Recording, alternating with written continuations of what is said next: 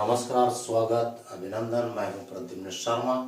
हम अध्ययन कर रहे हैं शिक्षण और अधिगम विधियों के अंतर्गत बाल केंद्रित विधियां, जिसे हम चाइल्ड सेंटर्ड मेथड्स भी कहते हैं।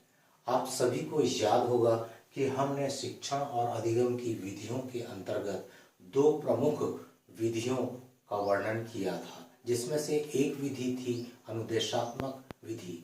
अनुदेशात्मक विधि के अंतर्गत जो शिक्षक होते हैं वह प्रमुख होते हैं और पूरी कक्षा उनके नियंत्रण में होता है और वे अपने अनुसार पूरी कक्षा में अध्यापन कार्य को संचालित करते हैं। लेकिन आज जो हम यहाँ पर अध्ययन करने जा रहे हैं या फिर समझने जा रहे हैं, उसमें बाल केंद्रित विधियों के अंतर्गत जो विद्यार्थी होते हैं वे प्रमुख होते हैं। उनकी आवश्यकता, उनके रुचि को ध्यान में रखकर या फिर हम कहें उनके स्तर को ध्यान में रख कर के शिक्षण कार्य या अध्यापन कार्य किया जाता है। और इसमें जो बालक होते हैं या विद्यार्थी होते हैं या हम उन्हें शिक्षार्थी भी कह सकते हैं, वे उनकी आवश्यकता के अनुरूप शिक्षण विधि को अपनाई जाती है। आज हम अध्ययन करेंगे बाल केंद्रित विधियों के अंतर्गत खेल विधि का। इसे हम प्ले मेथड भी कहते हैं। तो प्ले मेथड को समझने के लिए हम सबसे पहले दो प्रकार के यहाँ पर चित्र प्रदर्शित किए गए हैं, उनका हम उदाहरण देना चाहेंगे। यहाँ पर हम देखते हैं कि जो विद्यार्थीगण हैं वो वॉलीबॉल का खेल यहाँ पर खेल रहे हैं। इसमें हमें ये देखना है कि इसमें शिक्षण कार्य या फिर अध्यापन कार्य और अधिगम कार्य किस प्रकार से संपन्न हो रहा है। तो यहाँ पर जो विद्यार्थी हैं वो खेल रहे हैं और खेलने के दौरान उनमें किस प्रकार से अधिगम की प्रक्रियाएं संपन्न हो रही है या फिर शिक्षण किस प्रकार से शामिल हो रहा है, शिक्षक की क्या भूमिका है और विद्यार्थी की क्या भूमिका है, उसको हम इन बिंदुओं के आधार पर समझने का प्रयास करेंगे। आइए सबसे पहले हम बिंदु को देखते हैं। इसमें लिखा हुआ है आनंद प्रदान करना। तो यहाँ पर ये इसका अर्थ है कि जो विद्यार्थी हैं जब इस प्रकार के खेल में अपनी सहभागिता को प्रदर्शित करते हैं तो उन्हें बहुत आनंद आता है, वे खुश हो जाते हैं, वे प्रसन्न हो जाते हैं। और उससे इन प्रसन्नता के बीच में हम जो विषय का यहाँ पर वर्णन करने जा रहे हैं कि किन विषय में उनका विकास होता है, तो वो भी हम यहाँ पर चर्चा करेंगे। उनमें मेल जोल बढ़ने लगता है या हम ये कहें कि वो एक दूसरे से ज़्यादा परिचित होने लगते हैं, संबंध उनमें बनता है, आपसी संबंध बनता है, एक दूसरे से वे सीखते हैं। इस प्रकार के जब ये खेल खेल रहे हैं तो वे एक दूसरे के गलतियों से या प्रयासों से या फिर हम कहें कि सफलता से सीखने का भी कार्य करते हैं। और इस प्रकार के खेल में उन्हें स्वतंत्रता होती है, वे अपने अनुसार खेल को खेलते हैं। आइए हम दूसरे बिंदु की ओर जाएं और देखें कि इसमें क्या लिखा हुआ है। इसमें लिखा है रोचक और गतिशीलता। तो रोचक का मतलब है वे अपने रुचि के अनुसार खेलते हैं और गतिशीलता होती है यानी इसमें परिवर्तन होते रहता है, खेलों में परिवर्तन होते रहता है, वे परिस्थितियां बदलती रहती है और उसके अनुसार वो एक्शन करते हैं। तो रुचिपूर्ण होता है, परिवर्तन होता है, भाग दौड़ होता है, शारीरिक गतिविधि इसमें शामिल होती है।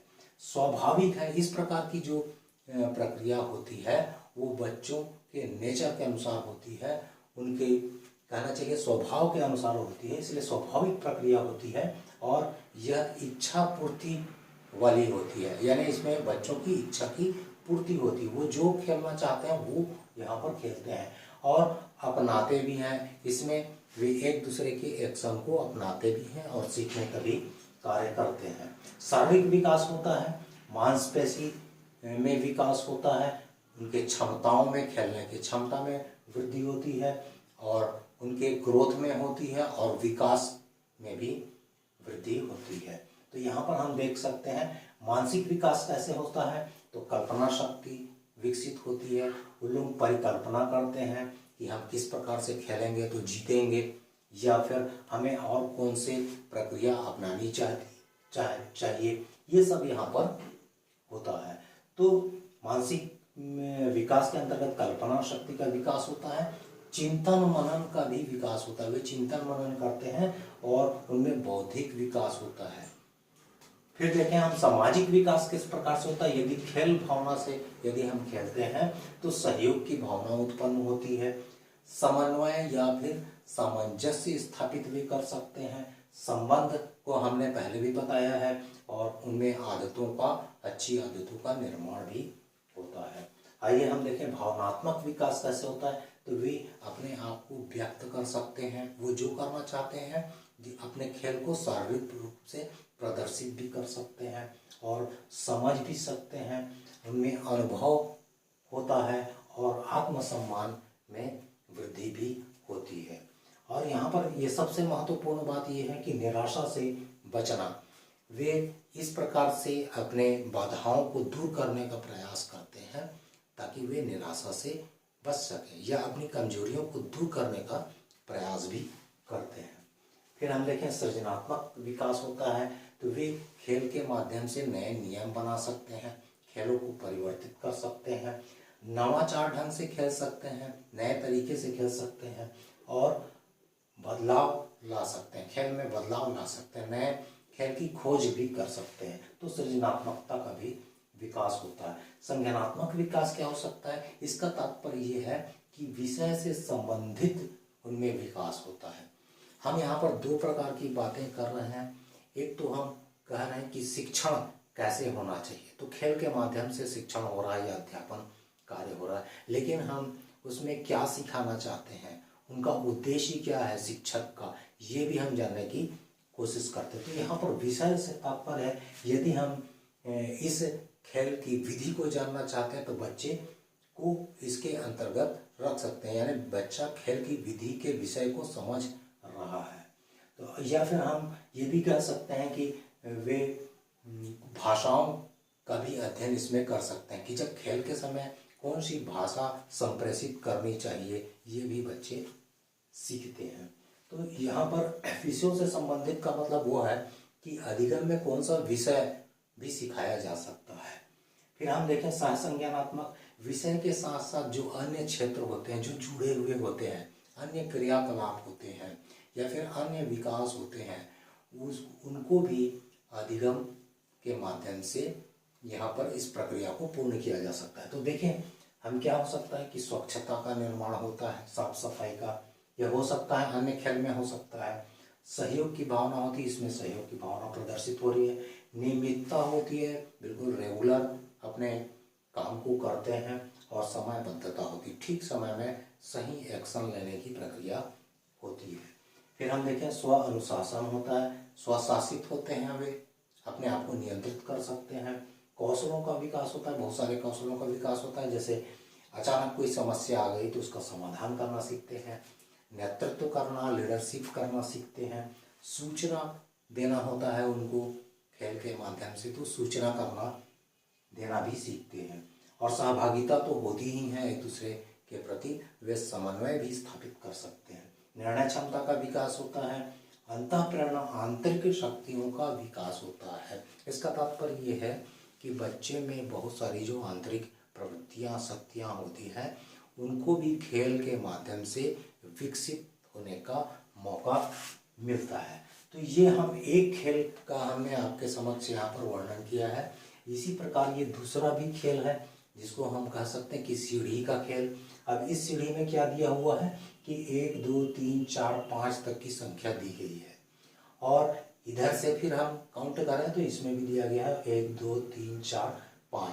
तो इस प्रकार हम देख सकते हैं कि बच्चा उतरते समय और चढ़ते समय गिनतियों की पहचान कर सकता है, उनकी क्रमबद्धता को जान सकता है, संख्याओं को से परिचित हो सकता है और तर्क प्रस्तुत भी कर सकता है कि उल्टा क्रम क्या हो सकता है और सीधा क्रम या आगे बढ़ता हुआ क्रम क्या हो सकता है। और यहाँ पर यह भी सीखा जा सकता है कि 2 के बाद 3 आएगा, ये भी क्रम सीखा जा सकता है। तो बच्चे क्या कर रहे हैं, खेल के माध्यम से अधिगम कर रहे हैं, संख्याओं से परिचित हो रहे हैं। तो इसमें दोनों चीजें काम में आ रही है। एक तो अध्यापन भी हो रहा है, बच्चे खेल भी रहे हैं और अधिगम विषय के प्रति, गणित के प्रति उनकी रुचि भी जागृत हो रही है और वो अधिगम भी कर रहे हैं। आइए हम खेल विधि के जो महत्वपूर्ण कंपोनेंट होते हैं, घटक होते हैं, या फिर हम कहें कि जो तत्व होते हैं उसको भी समझने का प्रयास करें। तो चुनौतियों को स्वीकार करते हैं। खेल के माध्यम से वे बहुत सारी चुनौतियों को भी स्वीकार करते हैं या सीखने की चुनौतियों को भी स्वीकार कर सकते हैं। रुचि के अनुरूप गतिविधि करते हैं। जिस खेल में जिसकी रुचि रहेगी उसको विषय से जोड़ा जा सकता है और वे सफलता प्राप्त कर सकते हैं। आत्मनियंत्रण का प्रयोग होता है इसमें, सामुदायिक उत्तरदायित्व होता है। एक समूह में जो उत्तरदायित्व होना चाहिए बच्चों में वो इसमें विकसित किया जा सकता है। भयमुक्त वातावरण होता है, किसी प्रकार की औपचारिक प्रक्रिया तो होती नहीं है, इसलिए स्वतंत्र वातावरण होता है। बच्चे स्वयं से सीखते हैं और अपने साथियों से भी सीखते हैं, तो इसलिए डर भय कि इसमें बात नहीं होती है। स्वतंत्र अभिव्यक्ति हो सकती है, अपने एक्शन को वो अपने तरीके से व्यक्त कर सकते हैं, ये सबसे बड़ी इसमें खासियत है। और अनौपचारिक शिक्षा है, यह पूरी शिक्षा अनौपचारिक शिक्षा के अंतर्गत आती है क्योंकि ये किसी प्रकार का फॉर्मल एजुकेशन नहीं है। इसमें स्वतंत्र होते हैं, अपने अनुसार वे सीखते हैं, तो इसलिए अनौपचारिक शिक्षा इसको कहा गया है। और हम देखें कि इसमें जो शिक्षक होते हैं, अध्यापक होते हैं या टीचर होते हैं, उनकी क्या भूमिका हो सकती है यदि हम खेल विधि का किसी विद्यालय में प्रयोग करें। तो देखें शिक्षक की क्या भूमिका है। अवलोकनकर्ता के रूप में वे कार्य करते हैं, ऑब्जर्व करते हैं, देखते रहते हैं, वॉच करते रहते हैं। और दूसरा हम देखें मार्गदर्शक भी हो सकते हैं, कहीं पर कोई गलतियां होती है तो वे मार्गदर्शक के रूप में भी उपस्थित होते हैं। उद्देश्य की पूर्ति करना ये बहुत ही महत्वपूर्ण है। किसी विषय को किस खेल के माध्यम से कैसे बच्चों को अधिगम कराया जाए, तो उसके लिए कुछ उद्देश्य हो गया। जैसे यहाँ पे सीढ़ी के खेल में एक उद्देश्य छिपा हुआ है और वह उद्देश्य है गिनती को सिखाना या गिनती के क्रमबद्धता को सिखाना, या फिर गिनती के जो वो डिजिट होते हैं उसकी पहचान कराना, तो तर्क प्रस्तुत करना, ये सब उद्देश्य हो सकते हैं किसी शिक्षक के जो खेल के माध्यम से वो पूर्ण कर रहे हैं। तो उसके बाद मूल्यांकन करना, आकलन करना, ये भी शिक्षक का काम होता है। अवधारणा स्पष्ट करना, ये भी है कि विषय के प्रति उनकी अवधारणा खेल के माध्यम से हो सके। और वातावरण का निर्माण करना, यदि खेल भावना से बच्चे खेलेंगे तो वे ज़्यादा सीखेंगे, अधिगम करेंगे, इसलिए वातावरण भी निर्मित करना शिक्षक का कार्य। सीखने हेतु प्रेरित करना और सहयोग देना, और इस पूरे प्रक्रिया में जो शिक्षक होते हैं वो सुविधादाता के रूप में होते हैं। वे सुविधा प्रदान करते हैं, बच्चे स्वयं सीखने का कार्य करते हैं। अब हम आते हैं कि कुछ जो इस विधि में दोष हैं उसका भी हम यहाँ पर व्याख्या करें। तो निम्न कक्षाओं के लिए यह उपयोगी है, छोटे छोटे बच्चों के लिए यह उपयोगी होता है क्योंकि वो खेल में ज़्यादा रुचि लेते हैं, तो खेल के माध्यम से विषय को सिखा सकते हैं। लेकिन बड़ी कक्षाओं के लिए यह उपयोगी नहीं है क्योंकि बड़ी कक्षा में बहुत ही कहना चाहिए विस्तार पूर्वक जो विषय होता है जिसको खेल के माध्यम से नहीं सिखाया जा सकता। सभी विषयों को नहीं जोड़ा जा सकता, कुछ ऐसे भी कठिन विषय होते हैं जिनको खेल के माध्यम से नहीं सिखाया जा सकता, तो यह बहुत बड़ी कमी है। और नापसंदगी भी होती है, कुछ बच्चे हैं जो खेलना नहीं चाहते हैं, उनके लिए यह खेल विधि उपयोगी नहीं होती है। तो आज हमने खेल विधि के माध्यम से अधिगम कैसे किया जाए यह समझने का प्रयास किया है। और यदि कोई शिक्षक खेल विधि का प्रयोग करते हैं तो उनके लिए उसी प्रकार का वातावरण निर्मित करना होगा और उनको विषय भी चुनना होगा जो खेल के माध्यम से सिखलाया जा सकता है। तो आज के कालखंड में बस इतना ही, और अगले कालखंड में हम फिर से एक नया जो कहना चाहिए विषय लेकर यहाँ पर उपस्थित होंगे या विधि लेकर उपस्थित होंगे। तब तक के लिए आपको सभी को नमस्कार और धन्यवाद।